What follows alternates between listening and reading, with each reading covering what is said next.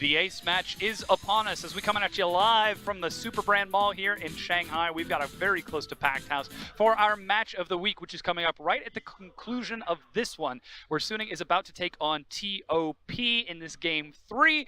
We've seen Kennen flanks, we've seen Varus dives, we've seen a 10-0 Yasuo, but we have not seen why kids love the taste of Cinnamon Toast Crunch. That moment when you're 10-1 as Yasuo and you lose the game. At that point, you just hit tab and you're just like, what happened here? Boy was brought out of a series for EDG after he went, what, 6-0 against Jackie Love and then lost the game and lost the series.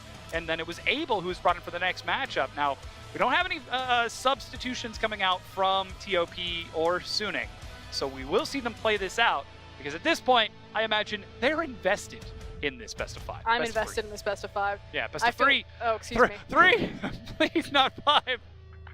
Nah, take it all the way. Yeah. I'm ready for 5 games.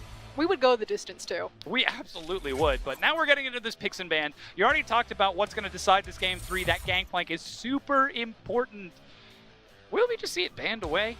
No, I feel like it's going to be who's going to grab it first. And it should be whoever's on red side, because normally that's where you're going to priority pick your top laner, unless they try to get a counter pick or they think they have something available. Oh, they banned Lissandra. Lissandra ban. And the Shen afterwards. Already TOP looking to try to deny Suning. And again, TOP, they need to make it through the laning phase. They are playing against Suning, who are one of the best early game teams in the league. And in game 1, we saw Suning take an early advantage. In game 2, we saw Suning take an early advantage. Now in game 3, we'll have to see if the same thing happens, as there's actually a Gragas ban away from XX. Now Gangplank is up, and Swain is locked in. It would never be a priority pick. There's too many different options available, and I feel like both top laners feel fairly confident that they would be able to play around it, even though I personally feel like Gangplank has been a massive power pick this series. But kind of going back to basics, TOP love to run kill bottom lanes. We talked about this in game number 1. So you have the priority pick of the Swain. It's obviously going to go down into Chocho's hands. It's his most played champion. And now, since he doesn't have access to the Shin, doesn't have access to the Rakan, and doesn't have access to the Alistar, if Pyke isn't picked up in this rotation, I have a feeling that Suning will pinch him in secondary ban phase. Of course, TOP have to know this considering his performance in that game too, getting some big executions, landing some big bone skewers to try to transition TOP through that mid game, but there's got to be something else to round that out. Right now, you've got the Swain for scaling into the late game. Again, this is 8-14, so there are the Demon Flare nerfs to that AP ratio, but it's an early Kindred rotation from XX. And normally, this is where they pick up Korn's champion. If they want to grab Cat's champion instead here, we're going to see kind of the depth that Korn's champion pool has, but someone is going to lose out on one of their priority picks. But normally TOP have no problem showing their hand or showcasing one of their solo lanes champions. Oh my god, it's going to be the Gangplank. Very early hover out of the mid lane. No, swapped over to Gnar by Korn at the last second. You can even see Monyu raising his eyebrow at that one, but TOP looks like they've got a plan. So understanding exactly, kind of what the situation that they were put in, Gnar has a decent matchup in terms of the lane phase against GP, or has options to play around it. Obviously, Gnar's not going to have the same potential late game that a Gangplank can have in terms of his damage output. So we'll see if TOP try to pinch that, or maybe the Gnar is maybe dissuasion enough not to take GP. We'll absolutely see as Aurelia is banned away from Korn, so still respecting his champion pool in the mid lane, and that has been a weakness of Korn in the past, not having the largest of champion pools. I feel like it's either going to be Aurelia, Talon, maybe a Yasuo, or a Pyke. Like, these are kind of the 4 champions that I feel that everyone's going to be looking at for TOP. Because again, like you're saying, Korn doesn't have the largest champion pool, so are we going to try to set up Angel for higher priority, or are we afraid of Chocho, and Cat in that bot lane? Last ban. With the Alistar locked in, this could be a Pyke. As Rakan was already banned away by TOP on blue side, but instead it's the Morgana ban away, getting rid of the spell shield instead. That could enable Korn on something else. That still means that both Korn and Cat do have access into comfort pick champions. That's usually been TOP's style regardless of matchup. And this is what we're talking about. Suning, they try to think a little bit more about denial, taking things away from their opposing team rather than just focusing on themselves. Where TOP, they almost just cover up what the enemy team is doing and just think all about themselves. Camille now banned away from Xiao Al, still seeing that respect towards him in the top lane. as that Gnar matchup is very important for Moyu. Xiao Al has been playing his heart out this series. Now the Jace is being looked at. This is something as we see Xiao Al adjust his mic, gives the request, puts it in, locks it down. Now, of course, the assumption is that that's top lane Jace, but naturally they still have 2 flex picks. We don't really know where the Vladimir or the Jace are going to slot in, whether it be Angel, Fury, or Xiao Al's hands. And so again, I like the multiple depth and multiple layers that Suning have done with their composition, but now we'll see if it's enough, because access to any sort of comfort pick that TOP want. And it's going to be Korn's LeBlanc. It's one of his famous champions. Yeah, signature assassin in the mid lane. Timer runs out, and it is locked in here. 45% win rate. It has seen a lot of play here in the LPL recently during the summer split. Certainly provides a lot of mobility for Korn, but you'll notice there's not exactly a lot of massive late game scaling from TOP. No, there's not, and if he plays Tom Kench, I'd be shocked. This makes much more sense. One of the first supports to bring Fiddlesticks into our league. It's one of the most banned champions against Cat, so even though he hasn't gotten to play a lot of it on the competitive stage, he's definitely been making a name for himself in the scrims, and other LPL teams respect him for it. Something that has been banned a massive amount away from Cat, but now we get the chance to see it on stage as Rise is the final pickup for Angel, flexing that Jace to the top lane, and the Vladimir goes down to Fury in that bottom lane. It's going to be pretty difficult to kill the Vladimir Alistar, but more importantly, that does mean that Cat can unlock himself from the bottom lane and roam elsewhere. And right now, first impressions of both these compositions, I think Suning are going to win this game. I think that a big problem has been either team's inability to execute on mid-game and close out cleanly, and Suning just have more scaling potential. They have the security blanket of having access to a Vladimir, having access to a Rise, and they have a brilliant, what I'm going to call, multiple power points in terms of when their compositions spike. You have the Trundle and the Rise, who are so potent and powerful in that 2v2, especially for ganking it a lot. So the early game could be focused all around there. You then have a Jace for the mid game, the 2-item power spike. You hand the baton to him, you let him do all the heavy lifting in mid game, and then Rise and Vladimir come back around for that mid to late game. Round 2, yeah. Well, we'll see whether or not Suning can make it that far, as they will have to communicate their effective power spikes over the course of this game to deal against TOP. That is a strength that TOP have historically had. And eventually, we're going to find out who is the better in this best of 3. Oh, geez, I got to duck. Oh, yeah, the shot's coming across. We're about to see the TOP flag on the screen. I got to get out of the way.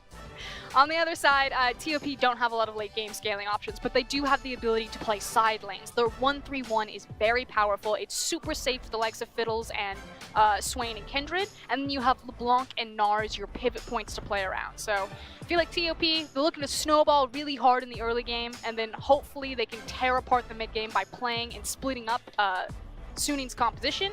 And if it all goes haywire, if they are playing from the back foot, then they're going to try to create chaos. They're going to break the map wherever they can. They're going to try to throw mud everywhere, pull them down to the dirt, bite them, kick them in the knee. Anything, look, a win is a win. You take it any way you can. It's up to Suning to try to do that elegantly against TOP. As we load onto the Rift, it's time to hear from the fans in the arena. One last time for TOP versus Suning.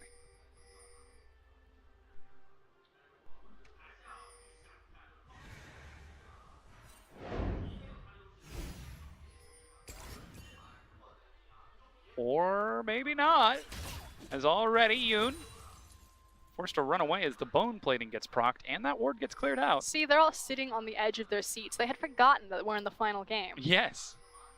Reminder to everyone that our match of the week is coming up after this game. It's going to be Rogue Warriors versus Invictus Gaming. It will be the fight for first between the West and East Conference, as well as 2 of our Rift Rivals representatives. Yeah. If you're not excited after that game, hey, whoa! Ah, get it up there! How did you do that? It was a trust fall. Yeah. That's amazing. But we can take a look at the runes here for this matchup. We kind of talked about the different power spike options or windows that these compositions and these champions have to play around. In terms of where I'd like to see the priority of both junglers, I want Hacker to, obviously he's going to camp for Angel. Trundle, Rise, and the amount of CC and kill pressure that lane has is quite potent. It's still rather difficult to gank LeBlanc because of the distortion as well as access to Mimic. But I'd like to see them also give Xiao some love. You know, getting that Jace snowballing, give him the good KT treatment. This is a wrench in the plans, though. Yeah, XX was able to get behind that ward. Angel steps up. That's the distortion. Quick rune prison at level 1 for Angel. It's a lot of damage having access to the distortion versus the chains there. So you could see the proc, the immediate damage from the distortion, And electrocute. then, exactly, and then having the red buff on Kindred. So I liked the idea there. Cat doing his best Scarecrow impression. This is really going to hurt XX, though. He's now not only been spotted by a ward, as well as given himself up into the mid lane, but it means that Hacker has access to possibly 3-buff him, unless XX... He's racing. He's swooting. Oh, yeah. Oh, that's the never move after. Oh, Fiddlestick Swain. Ravenous Flock off of a point and click. It is a lot of And cause. then you land the never move. Yeah. Ooh. I hate it. That hurts. But instead, Hacker will head over towards his red buff, leaving the blue buff of XX up, because XX, he went through mid lane to gank, walked towards top side, and then pathed back to bottom to get the marked scuttle. So he does have that mark as another Ravenous Flock lands under Fury. Which means he's not punished for his little route through the mid lane. I'm glad that you brought up the power of Swain and Fiddlesticks. It's one of the most obnoxious lanes to play against, and a lot of people credit Swain's power to his ability to just sit in a lane and be unmovable, but for me it has always been the Ravenous Flock. His ability to tug people, to force you to sit in his damage, and against the obnoxious poke of Fiddlesticks, it's almost as bad as Tom Kinch. I almost hate him that much.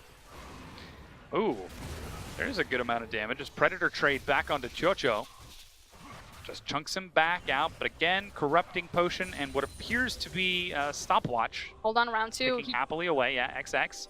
Ooh, but Hacker's there and has now been spotted over the wall. XX with the early sweeper sees this coming. It's going to be about the chains. And yeah, XX was spotted, didn't make it into that brush in time. So Angel just walking up, senses that something is amiss, and gets vision there. Meanwhile, in the top lane, we do see this Jace versus Gnar, Triumph and Alacrity. So much respect. On Moyu, yeah. Plus Resolve primary. He was buckling himself in for this lane. He's like, this was gonna be a bad time. Don't know if I quite agree with all of his caution, but hey, it works on Gnar. I like the fact that TOP were giving a lot of safety, however, to Moyu up into the top side, so expecting that Xiao would get a bit more attention from his jungler to help sway this lane. They had early control over the scuttle as well as some wards. Now it's gone dark in that river.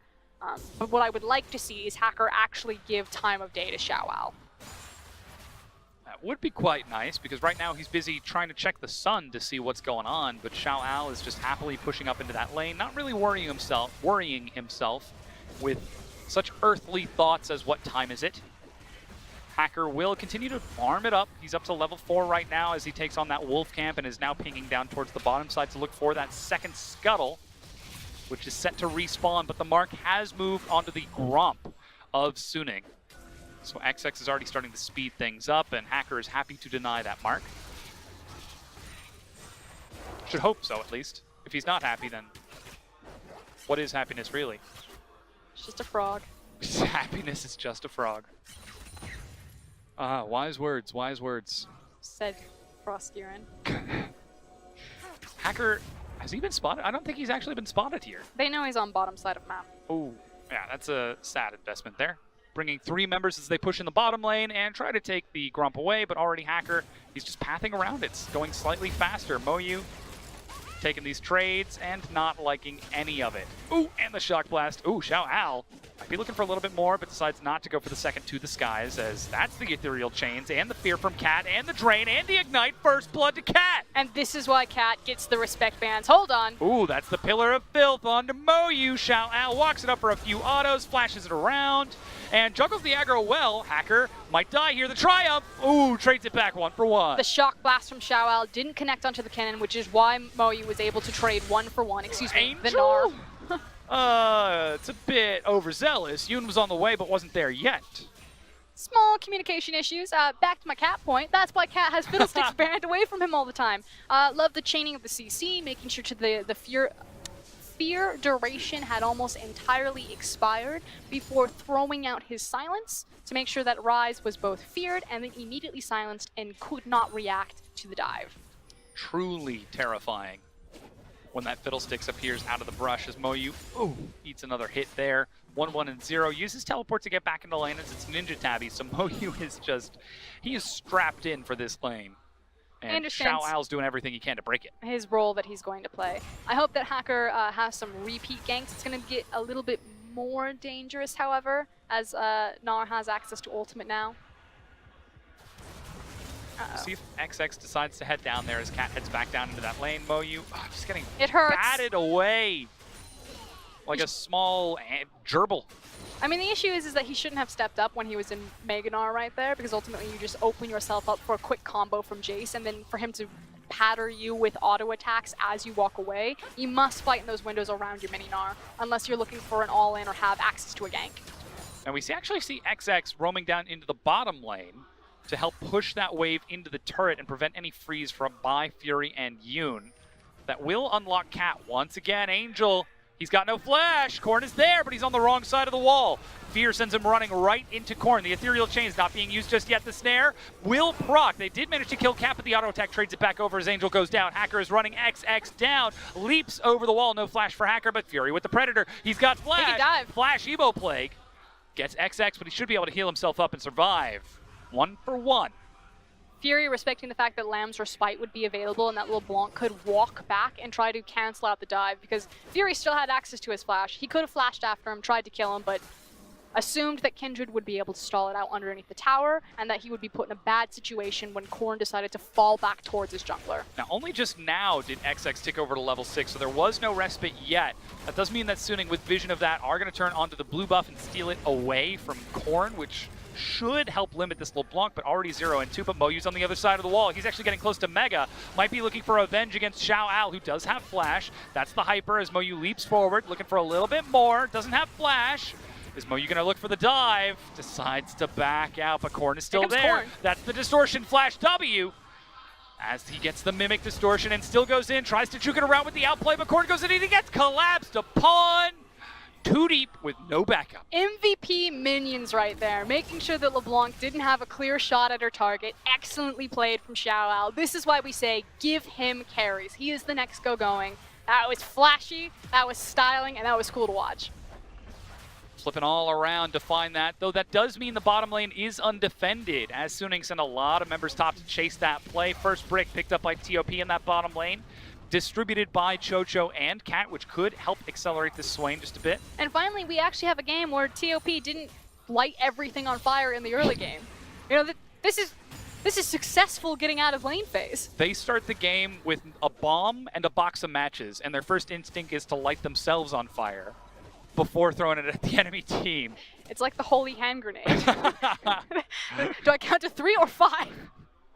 If thou dost count to 5, that is right out. Well, TOP very good at counting to 5, but this time they're on step 2 as Crowstorm over the wall, as you so eloquently cacawed. Kill picked up by Cat. I'm a Fiddlesticks player at heart.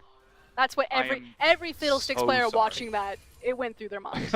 Or surprise. There's a back part of that sentence, but surprise! Yeah, now they're pushing up to the tier 1 turret. The important thing is about where Cat is going to be unlocked, because, okay, what importance is it that it's Swain and Fiddlesticks Tower that goes down first? You know, if that's a traditional ADC, you park them into the mid lane, you attempt to start sieging or start pivoting control around Rift Herald, but it's Swain Fiddlesticks. So it's all about Cat, and it's all about the surprise party. How many walls is he going to get over? Yeah, the classic Cat play style. I want to take this turret so that I can be unlocked, not for my carry to get more gold in other lanes. He's just like, see ya, mate. Exactly. And that is the Ocean Dragon now being picked up by TOP, so they're taking control of this early game. 4 kills to 3, about 900 gold ahead as Korn is playing with fire.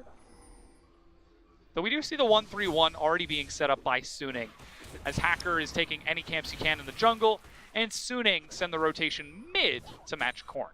And now the question is, how are TOP going to solve this Rubik's Cube so they can continue to snowball with their tower advantage? Again, it's all about Cat.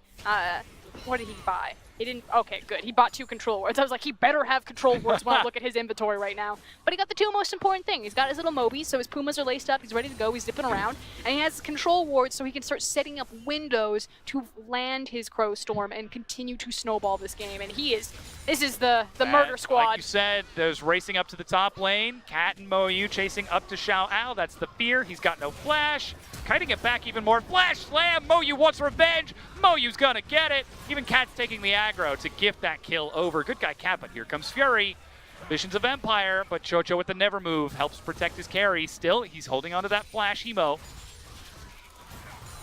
I don't think he had cooldown, or he wasn't keeping close enough cooldown of Fiddlesticks, having the fear. He was also understood that Cat had flash, but Fury, you could tell, was definitely playing on the knife's edge of, I could flash Q and probably kill this guy.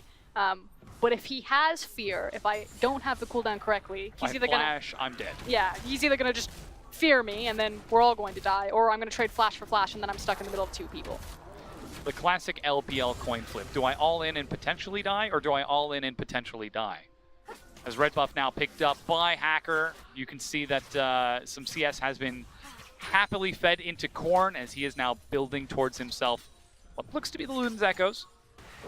Cat is driving this game right now. He sets really down is, a ward, 2-on-2. and then he highlights the Rift Herald. Lots of Mia pings as Moyu steps up, and the pillar will miss. He leaps away, even the Realm Warp. Teleport coming in very late. That's actually coming in from Chocho. It is canceled as 3 members of Suning show themselves bottom. Now that means that mid is undefended and top only has 2. So TOP could try to return this push from Suning. My big issue is where XX is actually located. He started to rotate down towards the attempted Meganar as well as the TP. If Kindred had instead committed to either going mid lane or going top lane with Korn, then you can trade Moyu's death for either the Rift Herald or a tower. So again, an unfortunate map read by TOP, and they may try to force this. Kindred's just now walking up. I feel like he's really delayed to this play. Korn has returned back into the mid lane, lands the Ethereal Chains, but eats some damage back from Angel. Like you said, Hacker, he's actually turning onto the Rift Herald and is trying to break that down. Control Ward in the pit for denial, but the tier 1 has already been taken bottom by Xiao Ao. He's got teleport and is now free to join in with his team, but look at the damage. Unbreakable Will from Yoon just through the laning phase. And the fact that XX spent his time trying to rotate bottom instead of just walking to Rift Herald means the difference between Suning trading Rift Herald for a bottom tower. You know, Suning could have gotten nothing out of that outside of just killing the Gnar. So it's these small windows, or these kind of like 10 to 15 seconds, that are the big difference makers between TOP being a good team and TOP being a great team. Still, though, they have to close this game out and prove that they are, in fact, a good team, as Suning are the gatekeepers between what defines a good team and what defines a great team in the LPL. Typically, they are the team that, if you're better than them, you're higher up than them in the standings. If you're lower than them, then you lose to them and you're lower in the standings. I just like how they're the benchmark. Yes. This is the test for TOP. How much have they actually grown? And it's fitting that they are so even with Suning, as TOP could turn into the benchmark in their own conference as a sort of echo. But that's the Rift Herald being used in the mid lane. I'm not sure if they spotted the recall. No. Angel is still there, and Shelly is getting stalled out on the minions. I mean, it's definitely going to be the tower, and it doesn't look like they're going to push for more, especially as Cat is making his back. But there we go. All of the outer towers, except for the top tower, which is just a hair's breadth from going down, have been pushed down by TOP.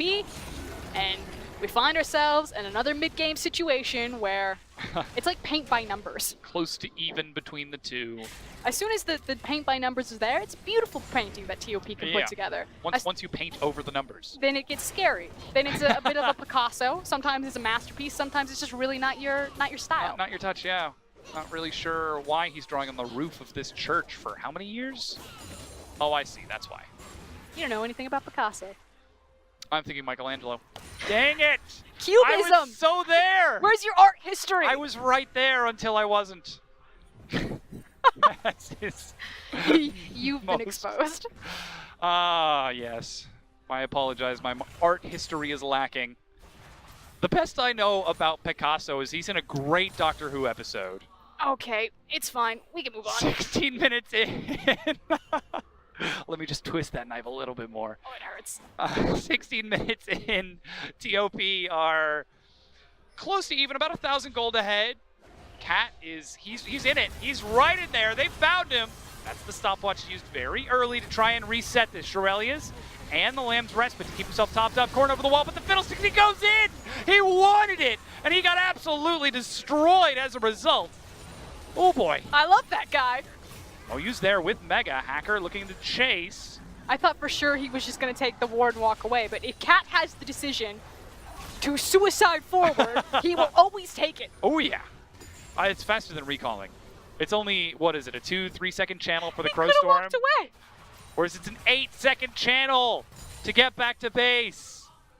Or a 2-second channel? And he commits himself to the decision. Yeah, absolutely. So at this point, things do start to get scarier for TOP. They unlocked Cat. He had his Mobies. He's 2-2-2 right now. He started rotating around the map, trying to snowball it for TOP. But now Suning have started to get their key itemization and their key levels on their key champions. So we're looking at Ryze, Jace, and Vladimir. Vladimir's level 10, 1 level away from 11, having 2 points in the ultimate. Ryze now has access to stacking his tier as well as his Roa, which it's more about his hard CC. He does decent damage right now, and Jace hits like a truck right now. Real big. And it all starts just from stepping up for the ward. But he could have just taken the ward. Did he flash as well? He flashed as well. No, he didn't. Okay. No, he flew in. Maximum range. All right, 2 minutes until the Baron. These mistakes are starting to become a little bit more costly for TOP. They're still looking for the right plays, but their execution is off. Like you said, that Jace, really big. And Vladimir still sitting on the Proto Belt for more wave clear. Moyu's actually pushing up to the turret now with only the Frozen Mallet. This is actually a great play from TOP. Again, they're splitting the map. They don't want Suning to be grouped up and start just spell flinging with their Vladimir, their Ryze, and their Jace. So splitting the map, constantly pressuring different points, and more importantly, using the control vision and pushing it into Suning's jungle so they can start catching people off guard with Cat's hard CC. This entire game is being defined right now by this Fiddlestick support. That constant definition is keeping Suning on their toes. They have the opportunity to try and respond as long as they don't get caught out of position, but a lot of that takes vision. And you can see Yoon, he's trekking across the map back and forth to place these wards and try to prevent it, but Cat is just stepping up with XX, clearing out these wards back and forth. And reminder, in Game 2, we saw how great Suning's defensive vision is, so they have been in positions where they've been able to set the red zone defense, climb into their bunker, and then climb out okay. It's now a question if they can do it consistently over the course of what has been a very grueling series, you know, a 49-minute Game 2. We haven't seen a lot of those in the LPL this season, and that can start to take its toll on a team that is relatively new still and relatively young like Suning, where maybe you start to lose focus, maybe you get a bit of that exhaustion. Now we do get to see the top tier 1 finally broken down by TOP. All of those outers getting chunked as Suning get caught in between their recalls. Still looking for those core items to scale up even more. XX looks like he is at 2 stacks right now, 20 minutes into the game, so not quite where he wants to be. Still looking for 2 more stacks to get that 75 range, but I think we do have to say that is compliment to Hacker, who has been so on point in his own jungle, denying any invades. And he's super strong right now. Has 2 completed items. We saw him dueling previously in the river, 3, 1, and 2 right now on the Trundle. He does hurt, and he hits quite hard. I have a feeling that Zeke's Herald will go on Jace. Very well could be. I think Allow it just him to the skies in, subjugate, and then the Trundle. Just imagine that wombo combo, and if Ryze gets a bounce across people and then Jace comes down on top of you this early on in the game. How about a Hemoplague icing over the top of that cake? Stick that in the oven for 20 minutes, let that bake. Looking good. That's a ward. Yeah, that's it. 20.5 minutes into the game, Baron has spawned, and still 1,000 gold advantage. It's nice and slow, though. XX and Cat are constantly maneuvering around. I'm just waiting for the animation on Cat to change as he looks for the Crow Storm, but instead, ward over the wall will be spotted out by the sweeper of Yoon and denied blue buff picked up by Xiao Ao. He's got his 2 completed items, Ghost Blade as well as the Black Cleaver, so hopefully things start turning back around for Xiao Ao into a side lane. But again, TOP, they've got one strategy, it's to play the 1-3-1 and then have Cat hunt out to these side lanes while they split up Suning, try to find the stragglers. That just takes constant maneuvering around, denying ward after ward, denying vision after vision, and then it's up to Suning to keep their own side of the map safe. Now that sweeper did not spot the ward just behind them or the one by the wolf camp, as Moyu constantly pushing into this turret. Cat's getting desperate. I can tell. Cat and I, we're like spirit animals. As a Fiddlestick player? Yeah, he's gonna do some he's going to do something wild. And it's either going to be great or it's not going to be. Here he Suning goes. might be the ones who are doing something wild as Cat steps up. He lands the silence onto 2. Rise can't do anything, but Moyu's in the back. Chocho steps up and uses his stopwatch over the wall. And right back around, looking for a little bit more. Dark Wind or a Drain, something, anything, but cannot find it as they stack up at a 5v5 and disengage. Suning finding that TOP are taking way too long to find the appropriate flanks and get into the correct positions. And that time they just hit the punch faster, caught TOP slightly out of position around their own jungle, and forced them to lose a lot of tempo on this map. Because for the longest time, TOP have been shoving in the mid lane, the top lane, the bot lane, and they've been keeping Suning locked to their own side of the map. Now Suning get a bit of breathing room. They can start moving back into their jungle, clearing out some wards, and then placing their own vision down to, again, allow themselves to peek out and try to find these counter punches to TOP. Now Suning getting the chance to rebel against the chains that TOP have laid down onto them, showing that they can break these cuffs and try to open up the map with the sheer strength of their composition as they are starting to scale up. Spellbinders has just been finished for Furia, and he is happily stacking that. I mean, the one big power spike window that we missed is we really didn't get to use Xiao Al to his maximum potential, but I'm glad that you bring it back up. Again, I feel that Suning's composition just hyperscales really well, and so Suning, they're fine to sit back into their bunker and say, it's okay, yeah, Xiao Al's not going to be, you know, as strong as we would have wanted him come late game, but he's still going to hurt, and Rise and Vladimir can really run away with this match. Again, just denying yet another mark away from poor XX. I believe he's still sitting on these 2 marks right now, 23 minutes into the game. Now, the next dragon is an Infernal. The first 2 were taken by TOP. We've already seen Suning show that they can take a fight, as that's the pillar landing on a cap, but XX comes from the far side. Korn looks for some damage, but misses the Sigil of Malice. Chocho drops into Demonic Ascension form very early with only 2 of these soul shards. Bit of a preemptive play from TOP. I'm not so sure they want to take the fight for this Baron now because Suning are still sitting on just about everything. Yeah. Sorry, the Dragon. But in return, TOP managed to go over the wall and they get out. Yep.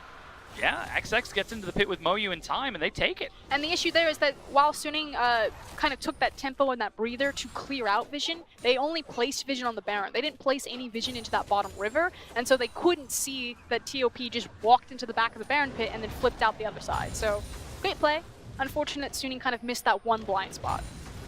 Bit of a shame, but that does give more opportunity for TOP to try to close this game out before that late game scaling from Suning.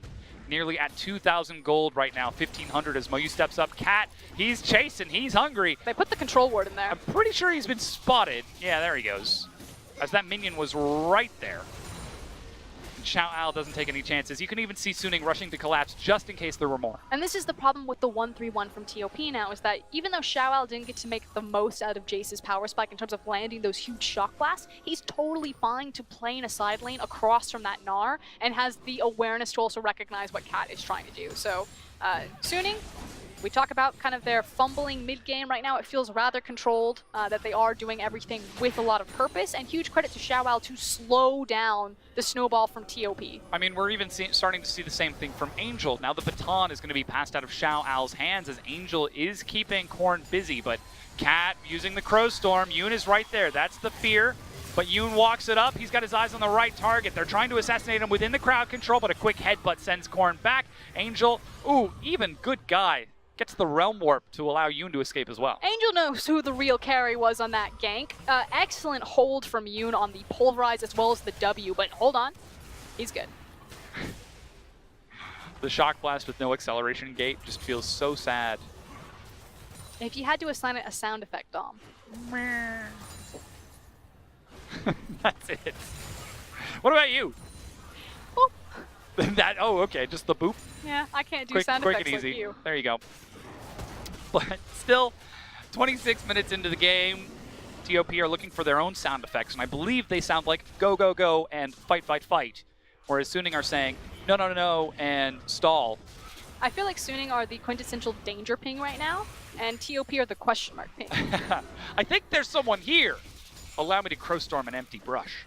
Again, I spent a lot of time watching Cat. I feel like you could just tell when he gets desperate, when he gets a bit antsy. He just tries to force plays. He's He's going to need to keep his cool against Yoon because already he's been denied that gank into the top lane. Spellbinder's stacking up. Angel's getting bigger.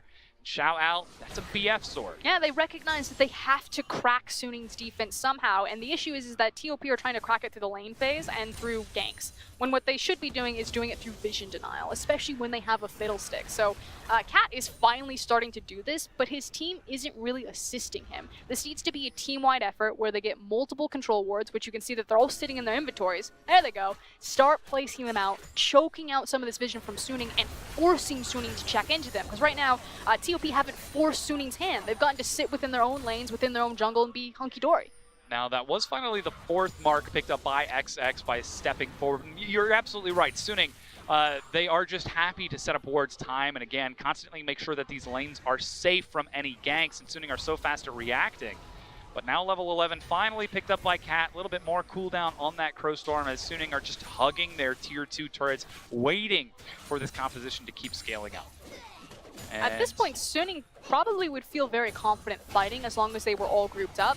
The issue is that they haven't been given a lot of time to group up, because TOP, while they are placing this vision, they're still forcing a lot of the side waves forward, and so Suning just have to respond to it. But I feel like they have the itemization. You talked about how Ryze now has 2 items, how it's 2 items on Vladimir. You've got 3 items on Jace. I love the fact that 3rd item, he went for the GA. Yeah.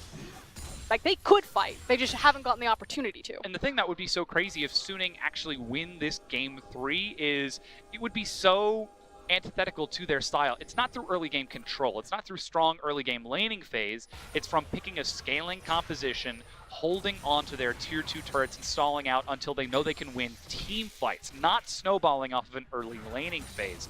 So perhaps the coach of Suning has been listening to the English broadcast. They have really clean fundamentals. Suning, I mean, we credit their early game, but it's a very calculated early game. It's not like, you know, it's not an MLXG style where it's so chaotic, you can't predict it. They just find all of this blood and then they run you down with it. It's very coordinated from the draft phase. You can see clear-cut plans. They understand what they should be doing at each time. It's just they're inexperienced to execute on mid-game. But their defensive vision, I mean, it's very clear that it's been drilled into them. If you lose control of the game, you must buy defensive control wards. You must constantly clear out your jungle. You cannot step into neutral vision unless you bring 3 members in or you have control over your side lanes. They're just a very clean, fundamental team. And that's what we just saw as TOP. They're constantly maintaining vision over the Baron pit, but Suning, they're stepping up with Hacker, with Xiao Ao, with Angel. It's never just one person who steps forward into the Fiddlesticks LeBlanc composition. And this is buying a lot of time for them to keep on stalling it out. We haven't seen any action for nearly 10 minutes now. But these items are getting bigger, and so too are the champions of Suning. Someone's going to force something. The Infernal does spawn in 17 seconds, so we should move away from the Baron at this point. But it's either going to be either someone attempting to force the Infernal, someone attempting to force the Baron. Eventually, TOP, they need to do something to force them out of this hole, even though it's really scary to do so at this point. I don't know if they know that, though. TOP? Yeah. Maybe they're just relying on Suning playing passive for the rest of the game, and so that TOP can get 4 Elemental Dragons with double Infernal, and then take the Elder at 36 minutes in. I mean, the nice thing is that TOP's 5v5 isn't weak. Yes. They have Swain, they have Gnar, but again, I feel like it's harder to execute on than what Suning can do, which is again just rock and impress R. You gotta time the Mega Gnar, you gotta make sure that your Swain is positioned correctly, that Azania's Hourglass is going down at the right time. Suning taking the Venn diagram of death approach. It's how weak teams get better. You just play really easy compositions for a long time until you iron out all of the different variables about how you talk to each other, what your macro plays are. There's also the conversation. Cat really wanted to know what was going on that side of the map. He has been so thirsty. This guy, get him a big gulp. He's just been throwing down wards in this area like, I'm going to get him. I'm going to find him. Somebody is going to check this brush. So this is probably the worst matchup is Realm Warp. Whoa, Angel's looking for it. And they're actually trying to chase it down. Flash over the wall from Angel, but a Shurelius. As it's Angel who gets desperate, the newest player of the 10 on our screen. I think it was more so that Suning just recognized that TOP stepped a little bit too close. Again, Suning they're really strong right now. Oh, Cat, he's finally got it. Oh no! He's been spotted by Hacker. There he goes. That's the fear. He's still got the flash. No Shirelias this time. Flashes away. And the never move as well. His team is there to save him. I almost expected him to turn around and go back in. I know. Walk into the Krug pit and start channeling. Yep. Korn is there as well, splitting in that side lane. But like you said, Suning, they're starting to get a little adventurous. Because they know that they're strong, and I think TOP have finally figured out as well, and unfortunately now they don't have flash on Fiddlesticks. Which, to me, I know a lot of Fiddlesticks players and a lot of casters talk about how, oh, he's going to land the Crow Storm. It's not really going to hurt. It's not about the Crow Storm. It's about the silence and the fear. Yes, especially on support Fiddlesticks, though we do see a Fiendish Codex. I feel like it's not really going to hurt. He's against a Ryze who has Archangels, he's against a Vladimir, and he's against an Alistar, as well as a Trundle. You know, there's not like super squishy, it's not like an 80 carry in there that's just going to get blown up. I would say a Jace, but like you said, Black Cleaver and the Guardian Angel. And Jace can just stand back. Fiddlesticks, knock the Fiddlesticks out of the fight. Likewise, he also won't zone him out of his damage range. You know, he can just Shock Blast over it. Things not looking very good for Cat, as he did take that last pick Fiddlesticks after already seeing everything but the Rise. I'm curious how hard Korn's going to hit on the LeBlanc, because that could be the X factor here, depending on how much damage and assassination potential he has on multiple members. And I haven't seen him hit anything in a long time to really be able to gauge where LeBlanc is at this point in the game. Now, he's at 2 items, and they're trying to play around this vision. XX finally steps up, along with Korn showing himself out of the brush, but here comes the rest of Suning. That's the Predator, and now TOP. They were the ones setting the trap, but they get it sprung on them. XX uses an early respite.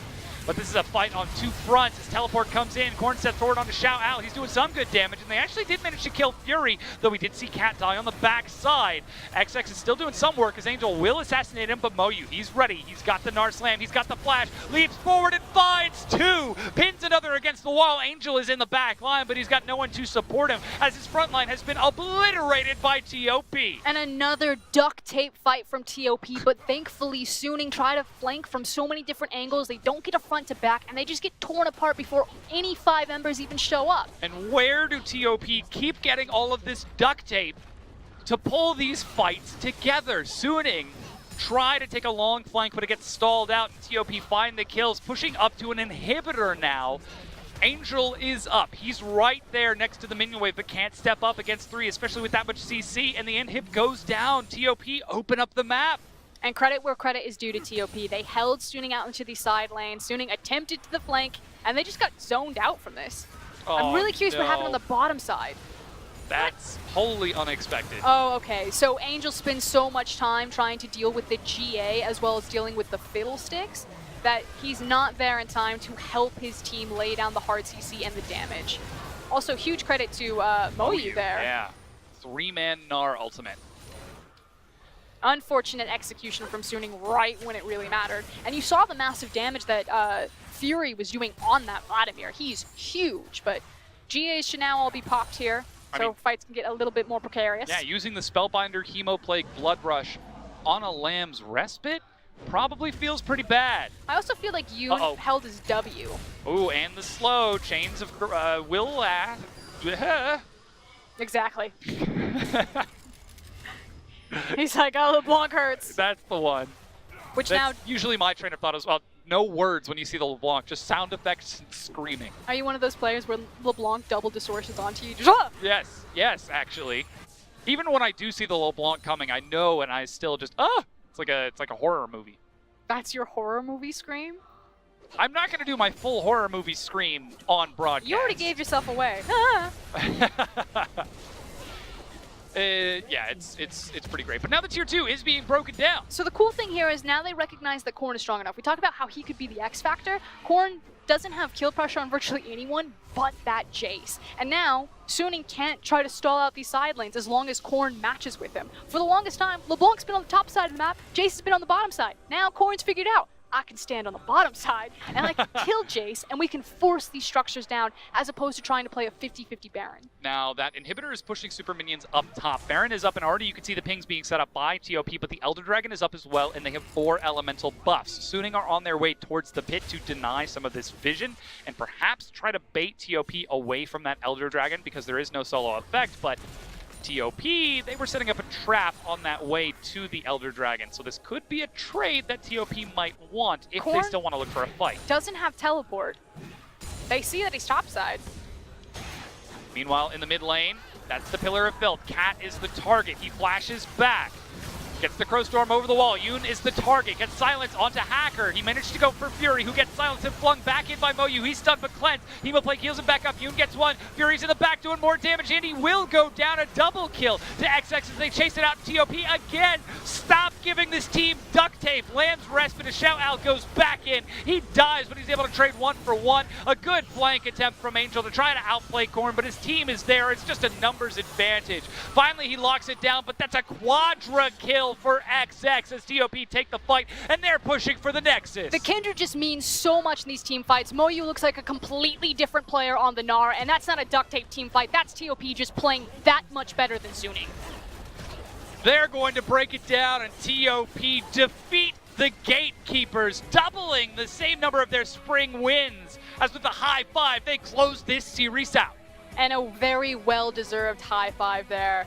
The jungler and the top laner really were the difference in those last team fights. You looked at Suning's composition, and I felt these late game team fights, they should be so easy for them. But even without Korn available in a 4v5, Suning were baited into overextending, couldn't get into the back line, and then every individual member of TOP did the right thing. Chocho was coming in with the Swain, doing his job to zone with his Zhonya's Hourglass. The Mega Gnar was always available when it needed to be. The perfectly timed Lamb's Respites to deny a lot of the big damage coming out from Suning's composition. Just beautifully executed in that last team fight. And it was such a fast back-to-back-to-back 3 series of events that opened up the game for TOP. You could see things getting out of their control as Suning were starting to struggle against the restraints that TOP had set during that early laning phase, but all they had to do was pull Suning apart in that one team fight, make them doubt their strength, and then, of course, that last fight to close everything away. Very well done, as now we have a new benchmark, Dom. Do we? I believe it's TOP. The Feasible 5 find themselves with the win as they make their way backstage, their 6th series win. And to be clear right now, in the West Conference, it's Rogue Warriors at 11-2, then EDG are 1 win ahead of Topsports Gaming. Is that something you ever thought you'd hear? Not since spring split domestic conference round 1 of Dan Gaming. Yeah, oh boy, that was a long time ago. But TOP, they're making a rise. You can see how quickly that game snowballed towards the end, just a collective series of fights back to back to back that caught Suning reeling, and we're able to close that out.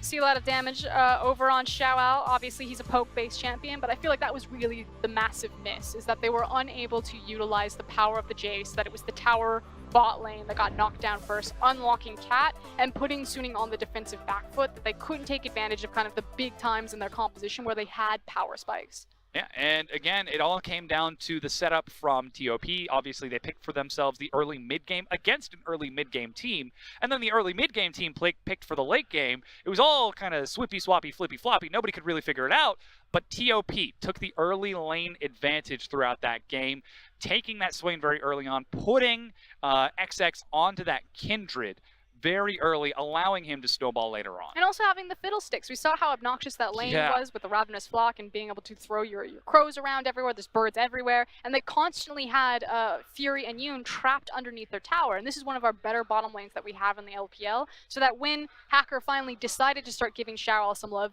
some attention towards the top side, it meant that TOP were always able to trade something in response. And it was that top tower to begin snowballing the game because Cat was unlocked on Fiddlesticks. And it was, in fact, that fight in the top lane that opened up the game for TOP because they were able to pull Suning out of position. Though Cat does trade his life over, he's able to stall Angel long enough that the rest of TOP are able to clean things out. And credit to Moyu, he got an excellent TP. You saw that he was coming up the mid lane, then TPs into the fight, gets a massive Mega Gnar. And again, he looked like a completely different player this series. I feel like Gnar should really be his go-to champion because he was the big defining turning point for that fight. And chasing down that kill, of course. From there, it was an easy run down to the inhibitor, which opened up the top half of the map. And then, like you said, Korn unlocked on the LeBlanc, was able to start chasing down that Jace.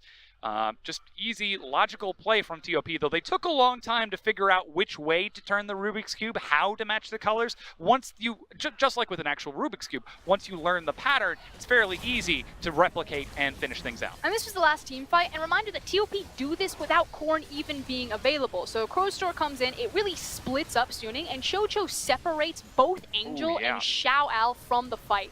Excellently done with his positioning on the Swain to use the hourglass like that and make sure that the two carries of Suning couldn't fall back on what the tanks were trying to do on the bottom side of the screen. And finally, by the time Angel is able to get into the fight because he's been dueling with Korn for so long, the rest of his team is dead. Again, we see him try to take these valiant, heroic outplays, but the new player to Suning needing to perhaps synergize a little bit more with his team in order to make these fights look a little bit better, because from there, as we saw, it was just the Nexus win for TOP. I mean, there was inexperience from both sides, some growing pains still for both these teams. The exciting thing, though, is that Suning, because of how stacked the Eastern Conference are and the fact that they're competing with BLG, LGD, and Vici, we're probably still going to make it into playoffs, so there's still time for them to try to get into form and try to make a deep run. TOP on the other side, the fact that they could possibly chase for third or even second, that would automatically seed them into the quarters of the playoff gauntlet. They're tied with Snake right now after their loss earlier today at 6 and 7. That's right, TOP are tied with Snake at just below a 50% win rate. Just above them is EDG at 7 and 6. The winningest team in the history of the LPL is a single win against the losingest team in the history of the LPL. This is the 2018 Summer LPL split. We're having a great time. And it's the fact that Edward Gaming, I think, are on a 4-series loss streak right now, the longest that they've ever had in their history. So the Western Conference has completely cracked open, and TOP are just thriving in it. They've escaped the East, and they're running into like, into the West, because now we have Rogue Warriors and TOP who are just storming through the Western Conference and showcasing again that between our two conferences, they are very unequal. Yeah, and Rogue Warriors are the only ones who are able to show that they are standing tall right now at 11 and 2 with all of the chaos that's going on in whatever is happening for that conference. Rogue Warriors are the only team that's still keeping their footing even while all of this landslide is going on around them. Of course, they're going to be in our match of the week happening in just a few minutes. As soon as we get the players on stage and ready, we'll be getting into that. But still, to further celebrate, just kidding, here you can see, let's hype it up some more, Frost! It's the fight for first. We have the best team in the Eastern Conference, Invictus Gaming right now, I believe 11-1 versus the best team in the Western Conference. I believe also now auto-qualified for playoffs since they are that far ahead of everyone else in their conference because they have a 4-game lead. 13, 6 games. We're doing some quick maths. Chocho is going to take our MVP. I'll keep on working on those maths real quick while we try to make sure that that's actually locked down. He's 0 and 0 and 9.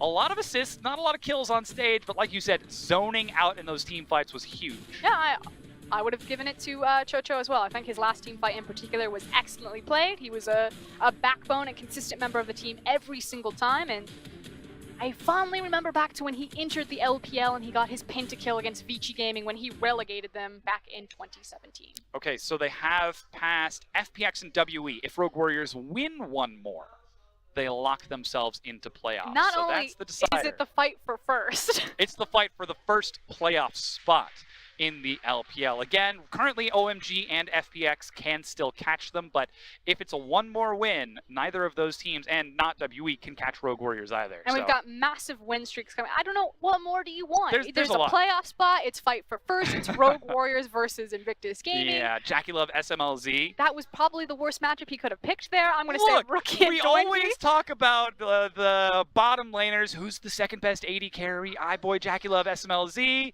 And you know what my answer oftentimes is. it's between Jackie Love, or sorry, iBoy and SMLZ. What's your take? My take is Oh, iBoy. no, I know your answer. Yeah, Yeah, you know it's my iBoy. answer. Never For me, it's really about Rookie and Doinby. These Yeah. are two of our most innovative mid laners, not just in kind of their champion pool, but their itemization as well as how they play the lanes. They have both become kind of signature play styles in the LPL, and they are vastly different from each other. Yeah, and hopefully we'll get a chance to see them play those styles in that next matchup. That said, it's going to be coming at you in just a few minutes. So ladies and gentlemen, don't go anywhere. The LPL will be right back with our match of the week.